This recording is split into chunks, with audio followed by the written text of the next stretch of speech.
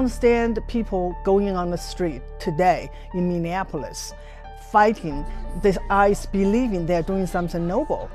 And that's exactly what happened to the Red Guards.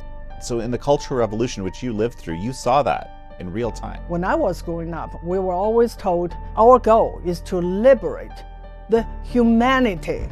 Xi Van Fleet is a survivor of Mao's Cultural Revolution and co-author of Made in America, the hidden history of how the US enabled communist China and created our greatest threat. Because they never understood communism, they made all the possible mistakes and eventually helped the CCP to take over China. From the founding of the CCP in 1921 to today, she breaks down how America aided the survival and rise of its greatest adversary. CCP, or communism, is a snake. You can save it, you can help it, but it will bite you because it's nature. The nature is that it's going to destroy you. This is American Thought Leaders, and I'm Yanya Kellick.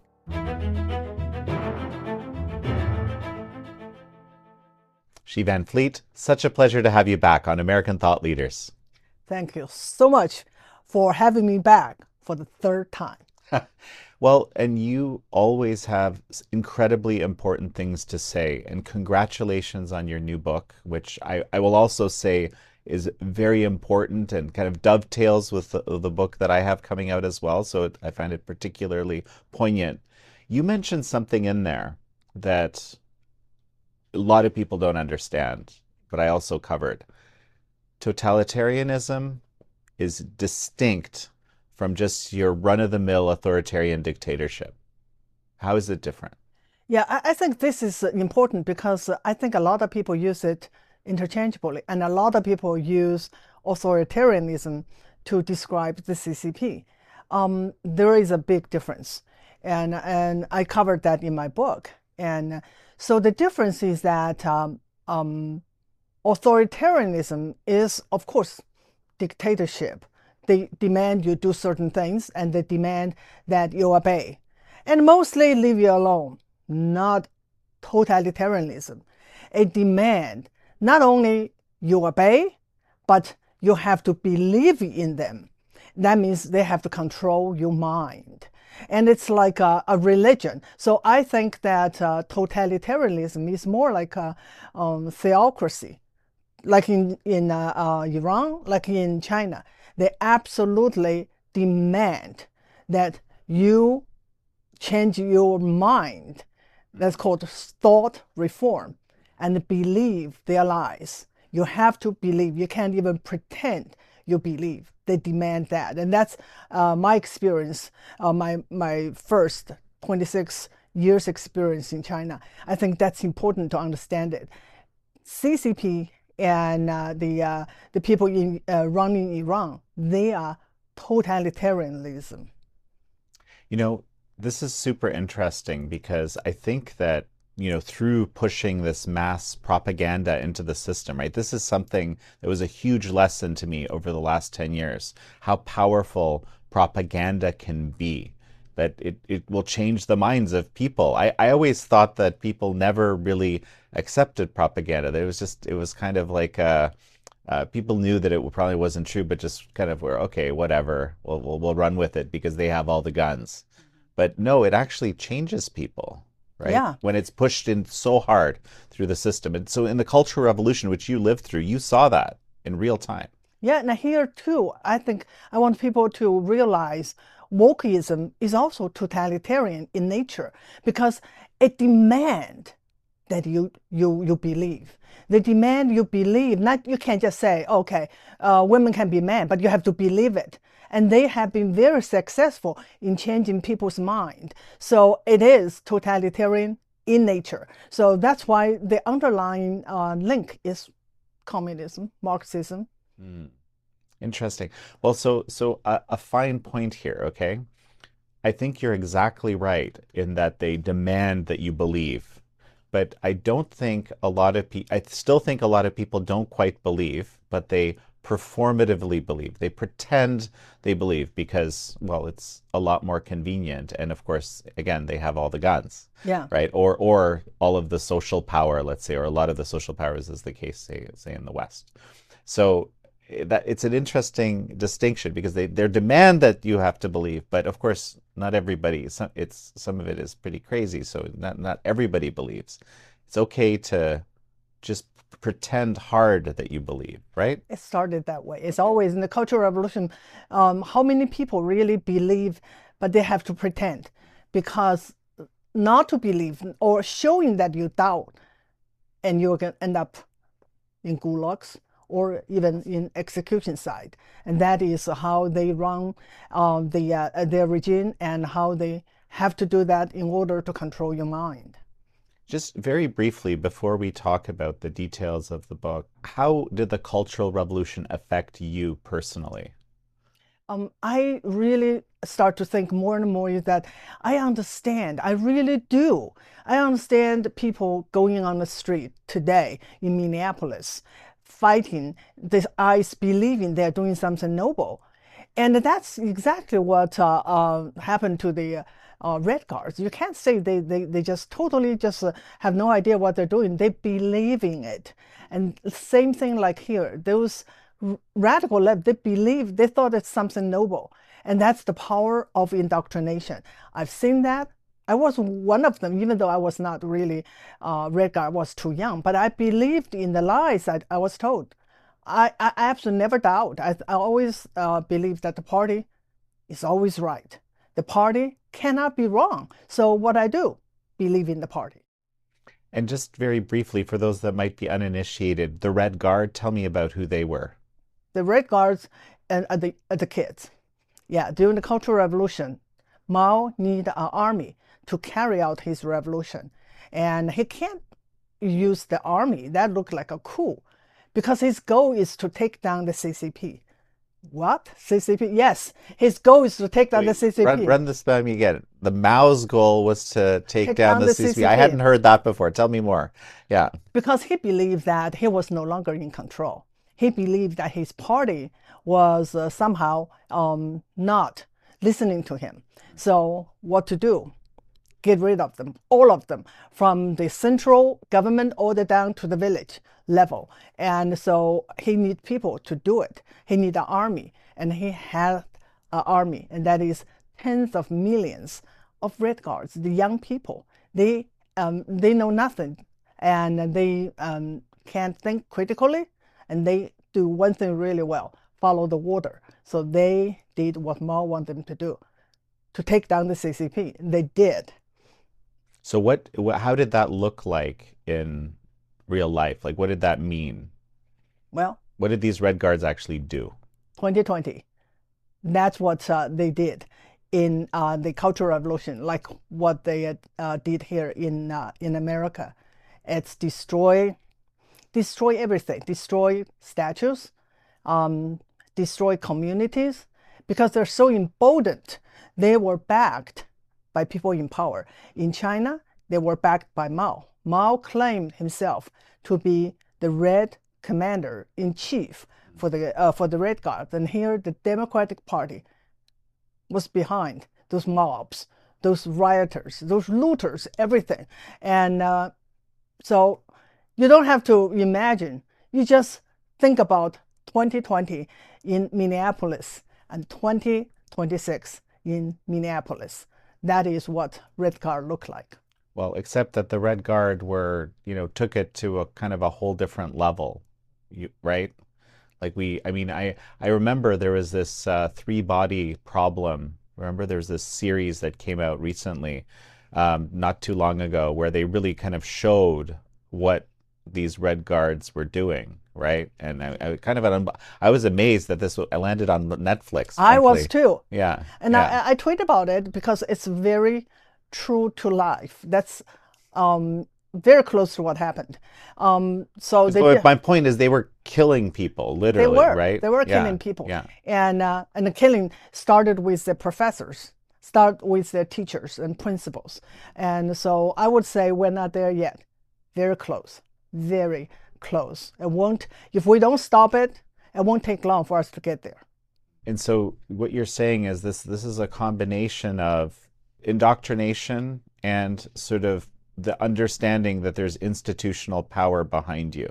The combination of those two things. Absolutely. So I think most people probably will agree that Rene Good did not prepare to die. I think he kind of, like many others, uh, probably believed that there's no consequences. So yeah, and they absolutely feel that they are empowered by the Democratic Party and by the people who urged them to go on the street, by the lieutenant governor who urged them to put your body on the line. And many of them probably did not think there's any consequences. Because there's no consequences in 2020, after all these riots, what happened to those people? We don't know, nothing. So let's go back now to you make some really interesting you did some really interesting research in your book. You're looking way back to even before the time when the Chinese Communist Party took power in 1949 in China. That already there were kind of American interests that were basically supporting it. I did not know about this. Tell me more. This is I tried to do in my book to trace all the way back to the beginning. And and it really started in the 1800, in the middle of 1800, when a lot of American missionaries or Western missionaries went to China to spread the gospel. At the same time, they also brought with them the idea of democracy, the idea of constitutional government, and it's their work actually fueled the revolution of 1911, which overthrew the Qing dynasty. And in 1912, created the republic, and it's called Republic of China, 1912. And they tried their best. It's imperfect. It's far from being perfect, but it's tried to follow the model of America style government, and it failed, but it survived, and it's still here today. People don't think about it. It's still here today. Republic of China now is in Taiwan, transitioned to a full democracy. So that was the beginning. But what happened? China was on the way to become a really a possible or potential, if I say potential to be a really a republic, and the Asians first, but it was derailed, and that part of the history is just astonishing. And who played that role to derail the whole potential? Woodrow Wilson. Well, but we know, I mean, let's go before Woodrow Wilson got involved. I mean, the Soviet Comintern was a little bit involved in here. Okay, I mean, I say that glibly, right? But this was a project of the Soviet Union, right? No, actually, it's the other way around. So the Western ideas came to China around the same time in the early 1900, late 1800, and early 1900. And the Enlightenment ideas of democracy, idea of freedom, and among them is also Marxism. But it did not make any traction.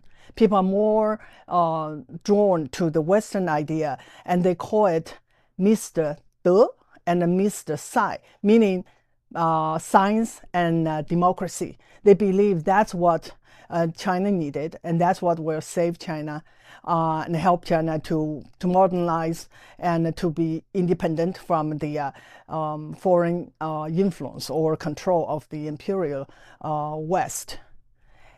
And then something happened. After World War, and the foreign powers got together in Versailles, and that was the Paris peace talk. So China was very hopeful, thinking that they will get the land called Shandong province back from the Germans. Instead, it went to Japan. And because people are just so hopeful that Woodrow Wilson will help them with their demand, with their rightly cause of getting their land back from Germany. It did not happen, and that turned everything just upside down overnight. The sentiment from pro-America to anti-America, that paved the way for the red tide to sweep through China. That gave the opening to the Russians to come to China, and eventually helped the radicals to form communist groups, and in 1921 officially founded the Communist Party. So it's Russia came second. So Well, but wouldn't okay? It's a fine point, but they took advantage of an opening, right? exactly, I mean, the yeah, opening was because Chinese are disillusioned about right. Western style democracy. That is the really the key point, and so basically set the stage, ready for the Russians to come to China and eventually take over. So, well, trace that for me. So now, of course, the Soviets came. They were doing their thing, and but it didn't last that long in itself, right? Like basically the Mao and the Chinese took control of the Communist Party at some point pretty quickly, right? That is a long history. Actually, I think probably it's better to read the book because it's a lot of history. Actually, the Russians not only took over the communists because they helped to found the communists, they also took control of the nationalists. And so, because the leader of a nationalist party, Sun Yat-sen, who was considered the founder of a Chinese Republic, and so he was looking for help from the West, and no one, everyone turned their back to him. So eventually, he said, "I have to go to Russia." So because no one was willing to help us, and that at that time, actually, the dominant thought in America is isolationism. It's China, such a vast and a poor continent over there. It doesn't really matter to our national interests. It might be right, but they overlooked a very important factor.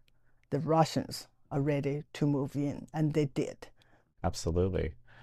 So we have two ways now that you explained that sort of America played a role in, bringing us to today, the way the Communist Party rules. There was very early on in America, and frankly in the West writ large, right, a kind of love affair with communism, and something that I've been increasingly learning more and more about as I guess you could call it Lenin's evil genius, an ability to, push very attractive narratives, out into the world, very warm and pleasant sounding propaganda, which was very acceptable to all sorts of people that were, kind of disillusioned with their countries, disillusioned with their governments. And so, it created this whole kind of group of people that were just very sympathetic, even when atrocities started happening. So just to kind of tell me about this whole picture. Yes, of course. They are very good at find out what is appealing. At that time, what was appealing to the Chinese is nationalism, because they feel like humiliated by the West, by Woodrow Wilson particularly, because they put so much faith in him, believing that he would help China. Because it's a self-determination, right? It's just really encourage everyone. So what they say is that, look, the Western imperialists cannot be trusted, but We'll help you. We'll help you with your struggle against them. And it was just sounds like music to the intellectuals' ears of that time. And so they absolutely said, this is our way out. And so they believe that the Russian Revolution gave them the hope and for China's future. Explain to me how the nationalists were also somehow, co-opted by the Soviets alongside the Communist Party itself, which was fighting them. Because Sun Yat-sen could not get any help, and he wanted to. But like, how did that manifest? Like, what? I mean, it makes it sound like Soviets were fighting the Soviets or something, or... This is very difficult to explain. This will be the first united front. My book, I covered, there's a whole chapter covered a lot about united front, which is something that every American should know, a term that every American should be familiar with. But let's go to the beginning. It did not start it now. It started way back. So when the Soviet Union helped to found the Chinese Communist Party, it was very small. It was only 50 members. Guess who were the members? Do you think it's poor peasants or poor workers? The proletariat? No, they were intellectuals. Some professors of Beijing University and their students. They're very small. While nationalists, it's a mature party because they carried out the 1911 revolution that overthrew the Qing dynasty. So what they did is they helped the Nationalist Party, but there was a condition that you have to incorporate the communists. And so basically, their plan was that they let the communists be part of the nationalists and eventually take over from within. And they were almost successful until later the new leader of the nationalists, Chiang Kai-shek, realized the plan. They realized that the communists have been infiltrating the party from within and have been really converted so many nationalists into communists. So in 1927, he made the decision to purge them. And he killed like some 4,000 suspects because they did not know who was who. It was a very, very messy situation. So they killed 4,000, including communists and also some leftist nationalists. And that marked the split of these two. But for us to understand is that that's what Chinese communists do, or communists in general. They are parasites. They absolutely attach themselves to a bigger bigger political force, party or force, and then grow from within, and they are almost successful. So how does the United Front fit in, and maybe explain what it is? Yeah, so you can see from the first try that they implemented is work from within, undercover mostly. So it's an infiltration and influence operation. And a lot of the communists joined the nationalists, but only a few on the top were known to the nationalists. Like Mao was one of them. So they knew that the top leaders were communists. But other people, they don't know. So it's really, it's like a work from within, and that's what going on in America is the work from within. You don't know who they are, and it's the influence, and then they leave no trace. A lot of people who are played have no idea that this happened to them, and so. So that what happened to them? They absolutely took this stand and become the spokesperson for the CCP, and a lot of them were selling the or giving away the trade secrets. And a lot of them look at the Confucius Institute, what they did is that, So now we're going back to the present. yeah, Okay, right. yeah. I have been talking about the present. Oh, Yeah, okay, yeah, okay, yeah. okay. So what they do is work from within. So how do the people don't? A lot of people don't know. Okay, so for the Confucian Institute, money was such attractive offer. So a lot of universities let them in. Once you let them in, Let me just qualify a little bit. So Confucius Institutes, for those that might not be familiar, were basically from China. Institutions connected themselves with university and other educational institutions of America, coming with generous money and also educational materials, and basically creating a partnership, ostensibly with no political orientation, but the reality was quite different. yeah, Yeah, one of the few things is that you cannot talk about Tibet. You cannot talk about Uyghurs, and you cannot criticize CCP. So there goes the free speech. So, but they embed themselves in almost all universities right. and high schools, and eventually now it's like everywhere. And so that's how they come in from within, and because you want the money, you want the donation. You say, okay, well, it's okay. We don't talk about Hong Kong. We don't talk about Taiwan. But eventually you can talk about a lot of things. And that's how they kill free speech. And that's how they influence the people's mind and think that CCP is just another country, another party. And it's very interesting, right? Because there's this sort of, when there's this financial relationship, you're also sort of motivated to cover for it because you're getting this benefit, right? Even if you're a little, if there wasn't the financial relationship, you might be a little more suspicious. You wouldn't have so much kind of invested, if you will, Of right? course, So it's greed. right. And money and greed will blur people's, people's view of what they're dealing with. And so, but when the United Front was started, all absolutely had these goal of kind of creating basically a pro-communist United Front among all sorts of people that were not officially communist, right? Yeah. Basically, that's I think that's where the name or the idea came from, right? And Yeah. again, talking about the idea, where it came from Lenin.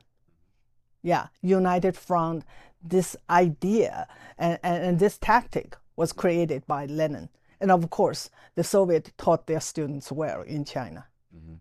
So the nationalists purge the communists, but we still end up getting the CCP taking over in 1949. This story is so absolutely fascinating. So after the purge, and the CCP have to withdraw and went to mountains to become really bandits. That's what they are called, red bandits. But they're not going to give up.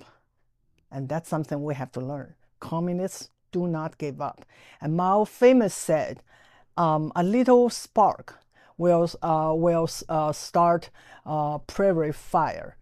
So they have their little so-called Soviet republic in the mountains in southern China, and they started to expand and call themselves basically opposition government. And the Chiang Kai-shek was determined to get rid of them. So he tried 5 encirclement campaign and tried to wipe them out. And the 5th time, he was successful and drove the communists out of that area and started what now many people know, the Long March, to escape. And they went westward and eventually ended in northern China, a place called Yan'an. And so from there on, the fight continued because by then the Japanese started its aggression against China, and totally by accident, also by national demand, they have to start another united front worked together, supposedly, to fight against Japanese. That turned out to be another disaster. And that turned out to be really the cooperation that ended nationalists. And eventually, after Civil War, drove them out of China to Taiwan. So twice they collaborated, and twice the nationalists were deceived and eventually defeated. And sort of, they had to escape to Taiwan, which is how the Republic of China ended up in Taiwan. Correct. Right. Yes, yes. Yeah. So, this enemy of the enemy is my friend approach, it doesn't work with communists. That's kind of the message I'm getting here. Yes, Yeah. that was later. That was Nixon. But we still have a little important history to cover, and that was during the World War II. But I guess just to qualify what I mean, right? In this situation, right? Obviously, the nationalists and the communists were not friends, but they got together to fight the Japanese as the common enemy, right? And I wonder to myself, shouldn't that already, after what happened, shouldn't that already have been the lesson? Exactly. That the enemy of the enemy, as my friend, doesn't work with communists. Absolutely. Yeah.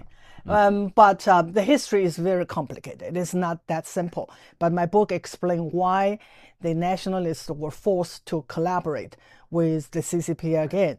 And the same thing happened. They were deceived and defeated. But this took us back to forward, actually, to the 30s and late 30s and early 40s. And now the Americans come on the scene. Why? Because of the common enemy, the Japanese. So now they took us to the late 1930s and early 1940s. And now the Americans reappeared on the scene because now they're forced to engage with China. They had a shared enemy, Imperial Japan. And this period actually was a period that the Americans had a first-hand experience with the CCP. And CCP managed to deceive the Americans and managed to utilize the Americans to defeat their enemy, the nationalists. So the lesson absolutely was never learned, because after this, the same thing happened over and over and over until even today. And so this is why the book is so important, to help people to understand. We were there. When I say we, America was there, and they did not understand communism. And because they never understood communism, they made all the possible mistakes and then helped the CCP to take over China. So you're saying, even during this time period where the nationalists and the Chinese were working together, the nationalists and the communists were working together, the Americans were also kind of on the side of the CCP. Yeah. And here is another important thing, is that the Americans never understood the difference between totalitarianism and authoritarianism. Right, as we talked about at the exactly. beginning. Yeah. Why? They never understood that Chiang Kai-shek government, the nationalist government, was indeed corrupt, was indeed ineffective, but it was an authoritarian regime. Because they thought that this government is so corrupt, and then look on the other side, look at communism. They seem to be real organized, devoted. They seem to be the one that we should collaborate with. And they have no understanding. Actually, they should by then, because there is an example of what went on in Soviet Union, but they refuse to really learn about it. And they bet that it is communists that will really help to achieve the goal to defeat the Japanese. So they did, just as I said, they made all the possible mistakes and eventually help the CCP to take over China. But it seems like these mistakes basically continued for a very long time afterwards. That And it's is kind the of key. hard to imagine how that would be possible. I mean, you're saying this is like, the turn of the century, not too long after the turn of the century. We've just and by the way, it's not just the US, it's kind of the The West writ West, yeah. large, right? That we're really talking about Yeah. here. But with, of course, the US being the most influential and but That is the key. The lessons never learned. That's why the communist tactics of United Front keeps working. what's the tactic? Tactics is deception and influence and infiltration. So because of their tactic, the Americans, and the Americans I'm talking about, journalists, diplomats, American generals, American presidents, all bought into the lie that communist, the Communist Party were really the one that is going to help to defeat the Japanese. They believe all the lies, even though the lies were just so blatant. But Well, Japanese first and then later the Soviets, right? Yeah. Over under many presidencies, right? Like there was this whole hedge to try to stop the Soviet Union with the help of the Chinese, which at this point, that relationship had soured. Yeah. Yeah. I can give you some example of this started with the journalists. Always, like here too, the journalists. So they went to China before the Americans started to have make alliances with the nationalist government against Japan. One of them is called Edgar Snow. He is so well known, and because he wrote a book called Red Star Over China, and it's still in print today.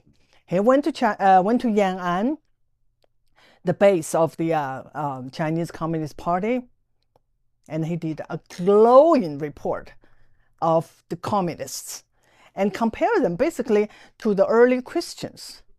They are organized, they're devoted, they are patriots, and they are the future.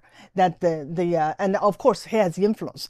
He had direct influence to president like FDR and later Nixon. So his book absolutely changed the perception of Chinese Communist Party in the West. And he called them reformers. They are agrarian reformers. It's not really communist. They are not really communists. That perception lingered until today. And it's not only it's influential internationally because it's in English. Later, it was translated into Chinese and use a different title because that title sounds a little bit like communist, propaganda. So changing into another title, it's The Journey to the West, using classic novels, Chinese classic novels title, and published. That was absolutely the most influential book to really get so many young people to Yan'an to join the revolution. And among them are two of my uncles. Yeah, they read the book. They believed it. They believed that to defeat Japanese, we have to join the communists. That is how powerful the propaganda is. Of course, Edgar Snow probably did not know that his book actually was propaganda because all the information he put on in his book was offered to him by the CCP. So in many ways, that is the first United Front tactic that they implemented in the Americans, and he was the first. And then followed him, there are so many other journalists, and I mentioned many of them in the book.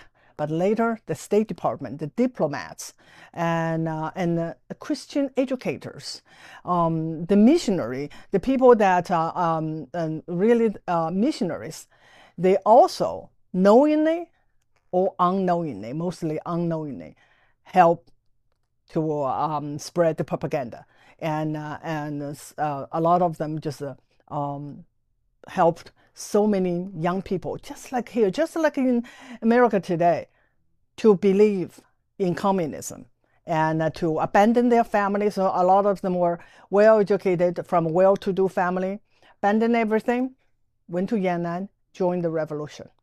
Wow, that's amazing. So these became the old friends of the Chinese people, as you call them. This is what the title, I would say, that is the title that the CCP gave to those foreigners who helped them with their cause. The old friend of the Chinese people. And the first one received this title is Edgar Snow. And then you will see along the line, many people, including our presidents, got that title. Good friend, old friend of Chinese people. It has nothing to do with Chinese people. It should be called old friend of the CCP or useful idiots. And this also reminds me of one of these biggest pieces of successful propaganda, I think, that the Chinese Communist Party has affected is just this idea that the communists actually represent the Chinese people, that the party is the people. Yeah. In fact, right? When I would argue nothing could be further from the truth. That lie is still being believed by so many Americans or people around the world. Even today. Even Chinese, many. Yes, right. Yes, I mean, yeah. that's the craziest part, right? Yeah. So I would not too long ago, and this guy called Victor Gao, he worked for some kind of a think tank in Beijing. So he had a video that went viral. He said, China, we have 5,000 years history, most of which there's no United States, and we are expected to survive another 5,000 years. This is a lie. Chinese civilization lasted for thousands of years, but the CCP is not part of the Chinese civilization. It's an imported Western ideology, and they had a beginning. That was 1921. That is CCP, and they hijacked China. Now they call themselves China. It cannot be further from the truth. So this is very important for Americans to understand this. CCP is absolutely a foreign implant in China, and I would say they were the colonizers of this ideology from Western Europe, from Germany, if we trace back to the beginning, and it has nothing to do with Chinese civilization. And during the Cultural Revolution, we saw that Mao wanted to destroy everything that's Chinese through the so-called Four Odes, destroy the Four Odes, old ideas, old tradition, old custom, and old habits. Anything Chinese, they want to destroy. They are not Chinese. CCP is not Chinese. I think it's so important for people to understand this. Why are communists always so interested in destroying what Mao called the Four Olds, all of this tradition? Yeah, we talk a little bit, and I really consider communism a theocracy. It's a religion, and it's absolutely a religion because it sought to control not just a system, not just property or economy. It really want to control people's mind. And so in many ways, it is a religion. So because it is a religion, it cannot put up with any other tradition, civilization, ideology, and of course, religion. But with the coming of Deng Xiaoping, as the story goes, right, suddenly to be rich is to be glorious. So, obviously China abandoned communism, right?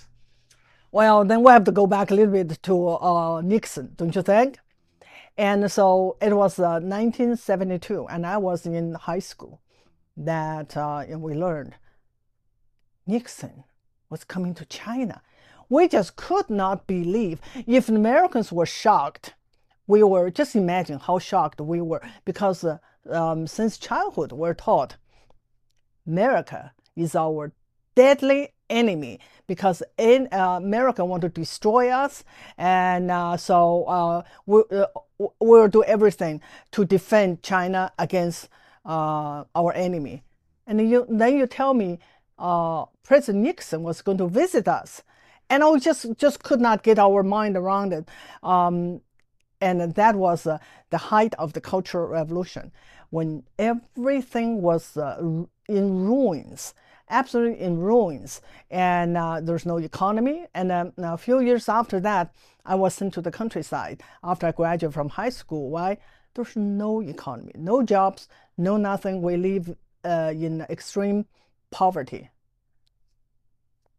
But CCP was saved by no other than the President of the United States, Richard Nixon. And Trump rightly called that was the biggest mistake he made.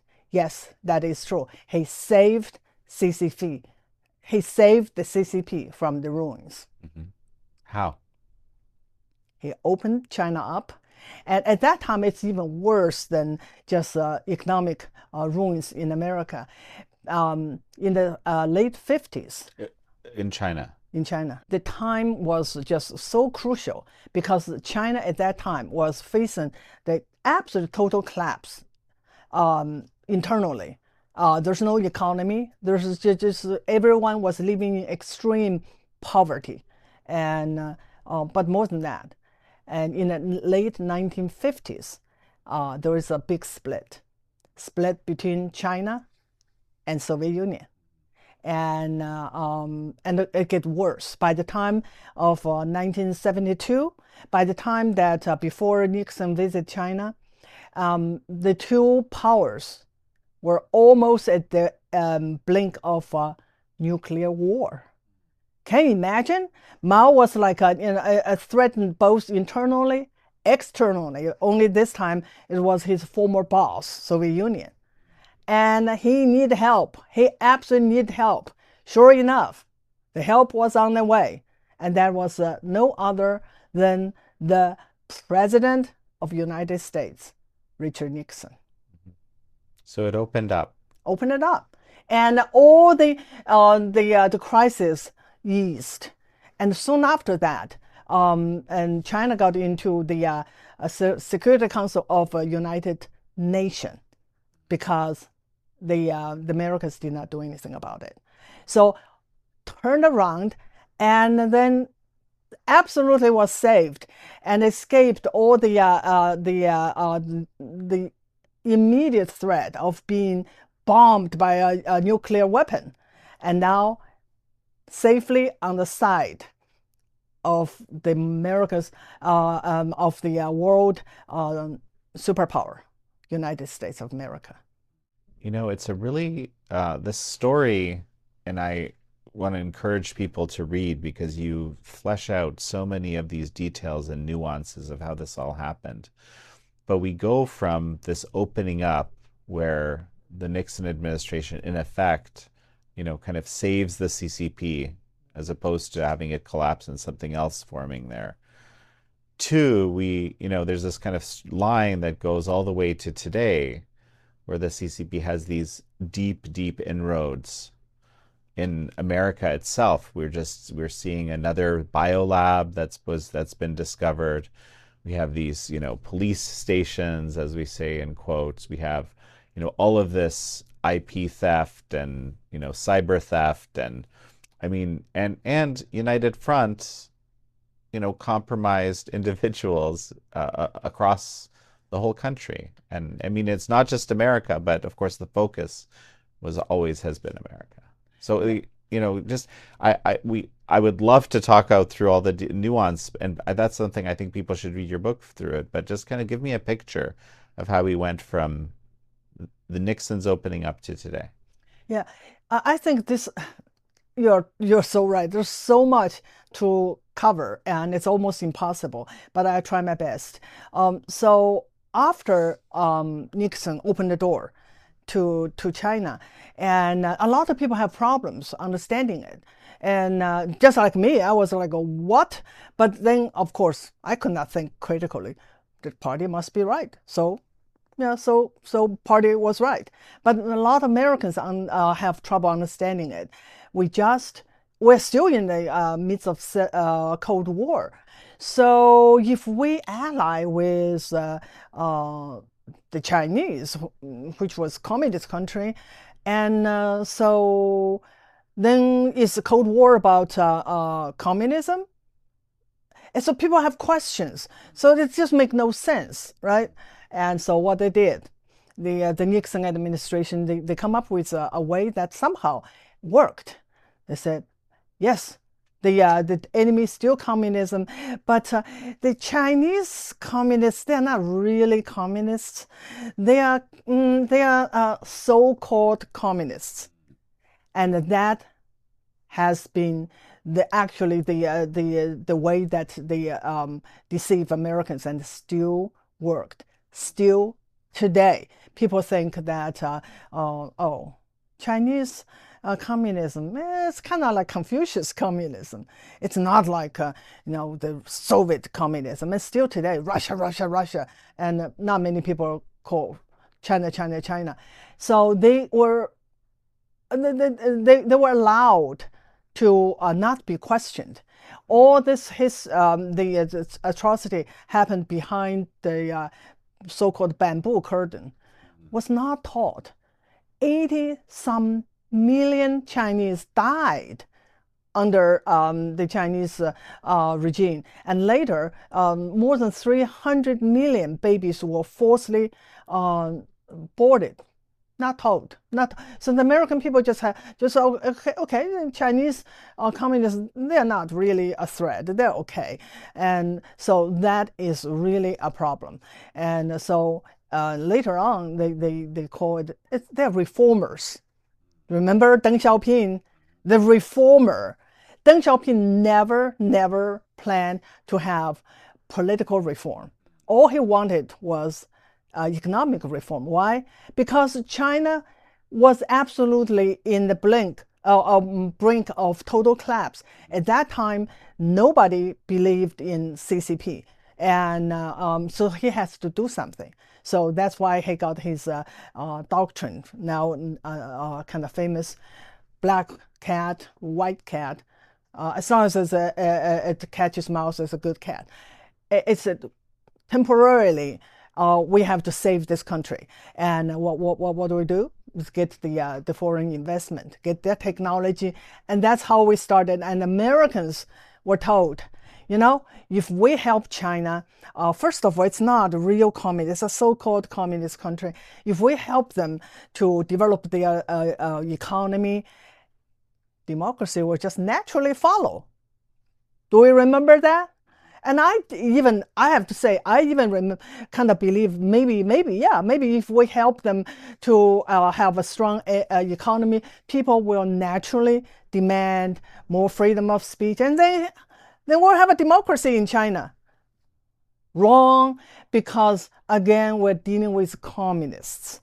And after all these decades of opening and a reform, what happened when Xi Jinping took over in 2012? Reverse.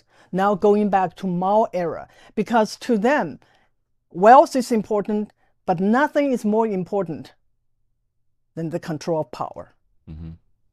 Then the party.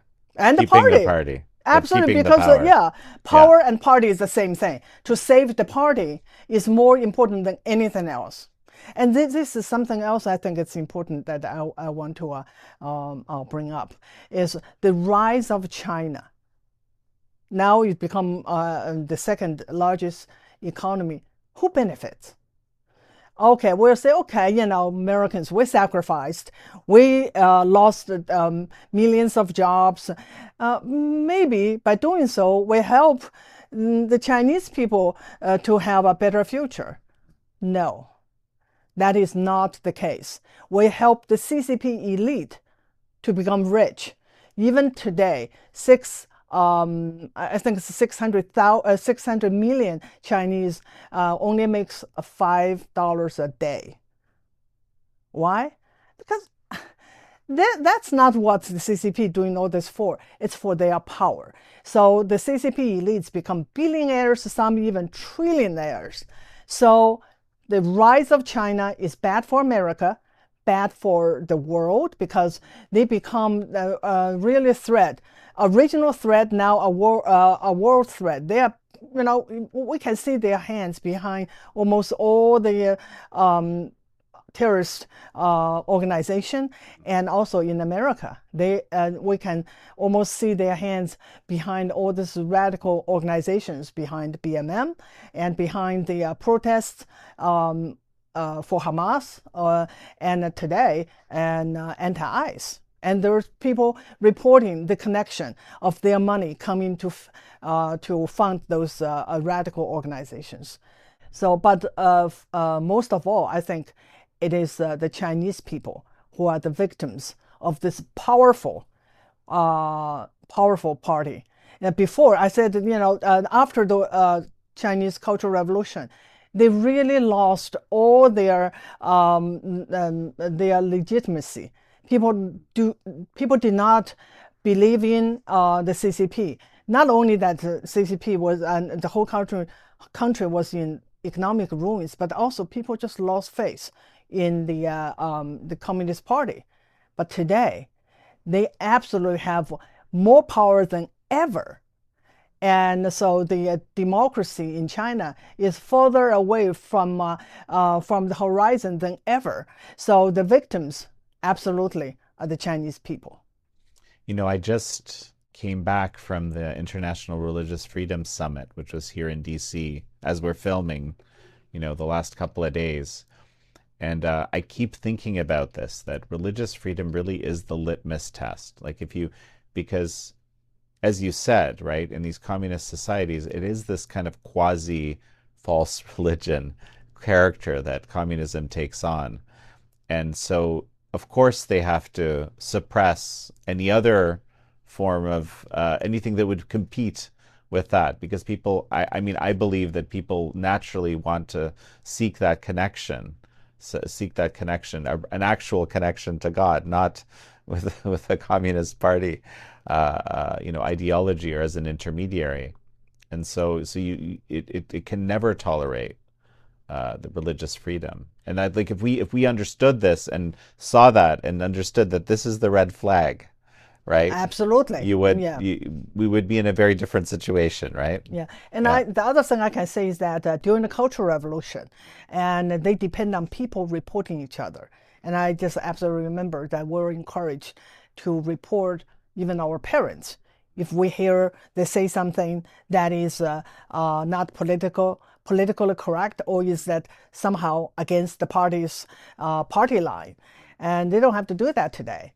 With this surveillance technology, they can absolutely control you before you even utter a word. And with the social credit system, they absolutely enslave every Chinese. And if you want to, if they suspect you, it's not even you want to do something against the government. If they suspect that you might have something against the government, they can absolutely end your life. They can use the app. You can have access to your bank account. You can even take a train or plane, or you are just disabled.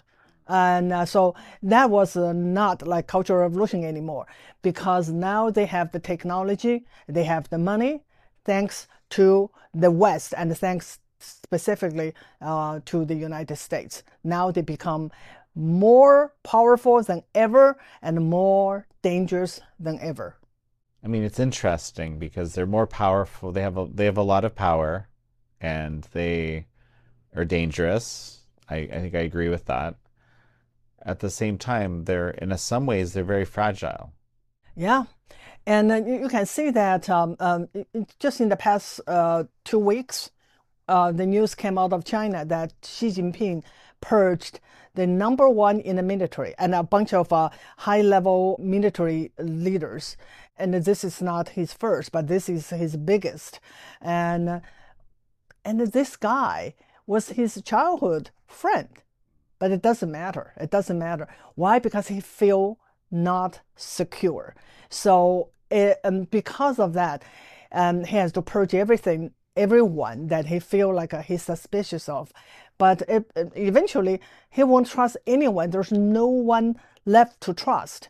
And how fragile is that kind of regime? Yes, while from the outside look very powerful, but inside it's very fragile. You're absolutely right. Yeah, so I mean, because it's kind of like a mixed message, right? Because on the one hand, you're saying, yes, there's a lot of power. I mean, yes, they have nuclear weapons, they had TikTok, they have, you know, all of this, biggest militarization in the history of the world, fastest, arguably, um, massive state security apparatus to repress the people of the country. At the same time, it's just always, I mean, some people would argue, and I think I would be one of them, that it's unusually fragile. Yeah. And I had Hung He, one of our kind of key Yes, yes, yeah. I analysts, saw right, that interview. explaining Yeah. how, in order to achieve what she achieved through these purges of the top military leaders, in a way, he's sort of reduced the overall power of the system because you started breaking all of the unwritten rules Yeah. of how that system worked. Yeah. The other thing I think a lot of Americans don't understand. Who do you think is the number one threat to the CCP? Most people probably say United States because it is the superpower that CCP want to replace. And of course, it consider United States as number one enemy. It's kind of true, but there is another enemy it's scared the most. It's the Chinese people. It spend more money than the military and on so this called security or public safety. It is really all this surveillance systems and all this police and to do what? To control the population because they are scared of the people that they rule over. So I'm really enjoying this conversation. I would love to actually continue it for hours, but I think we'll let people read your book A and lot, a lot, a and lot. kind of figure out a lot of these details.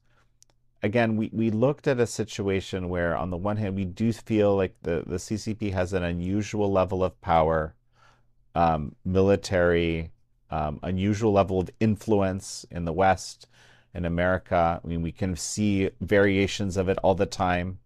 They've really taken advantage of the openness of our system in the West. At the same time, there's this fragility inherent because there isn't that the legitimacy, and there's this, sort of paranoia, right, that to keep power at any cost. What do you see as the right approach, right, that would be, good for America, good for the Chinese people going forward?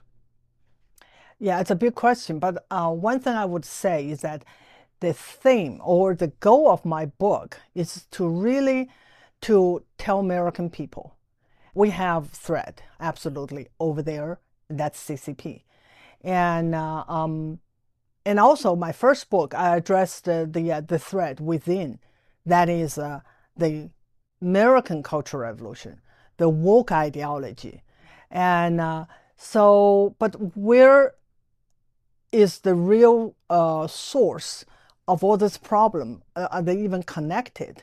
And how do I address it?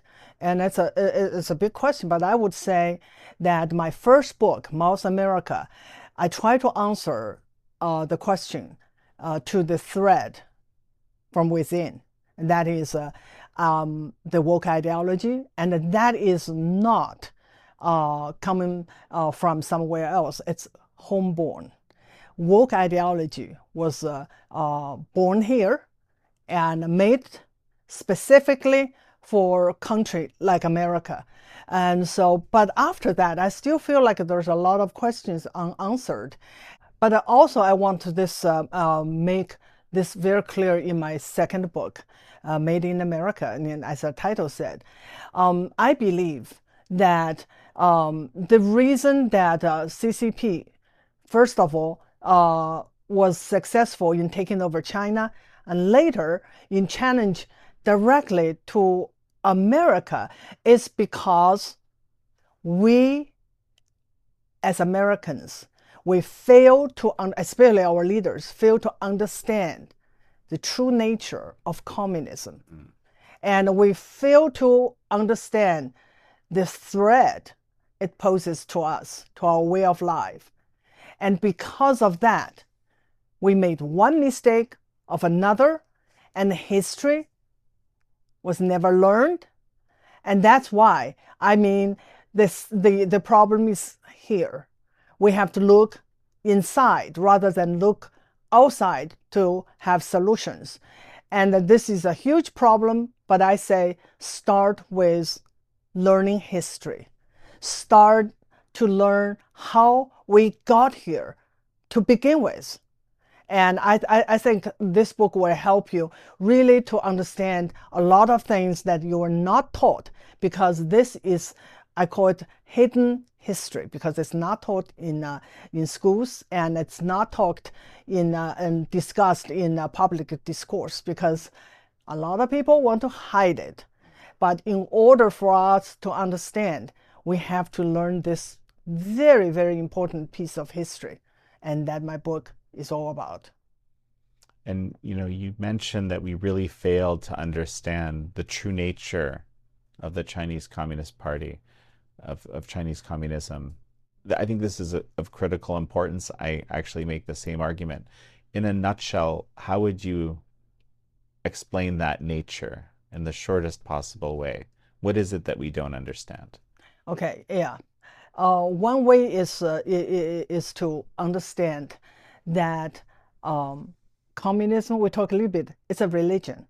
And it's really want to remake the world in its own image. And not only that, it want to remake human nature. And so it cannot be peaceful, because in order to do that, they have to use power and they have to use violence. And this is not what I'm saying. Okay, I think that's what they are. I lived through it. And history is there for us to learn. It happened in Soviet Union, happened to Poland, where your family is from. It happened to China, happened in Cuba. What do? We have to learn history. The other thing I have to say, nowadays, a lot of people talk about the globalism. And I have to say, communism is globalism. In its DNA, it wants not just change human nature, it wants to take over the world. When I was growing up, we were always told our goal is to liberate the humanity. So its goal is not just China and then maybe some other country. No, the entire world. That is the threat. You can treat it as friend, but it always treats you as its mortal enemy. And I did use this story in the book, The Farmer and the Snake. A lot of people probably know that story. CCP, or communism, is a snake. You can save it, you can help it, but it will bite you, because it's nature. The nature is that it's going to destroy you. Well, Xi Van Fleet, it's such a pleasure to have had you on. Thank you so much, as usual. Thank you all for joining Xi Van Fleet and me on this episode of American Thought Leaders. I'm your host, Jan Jekielek.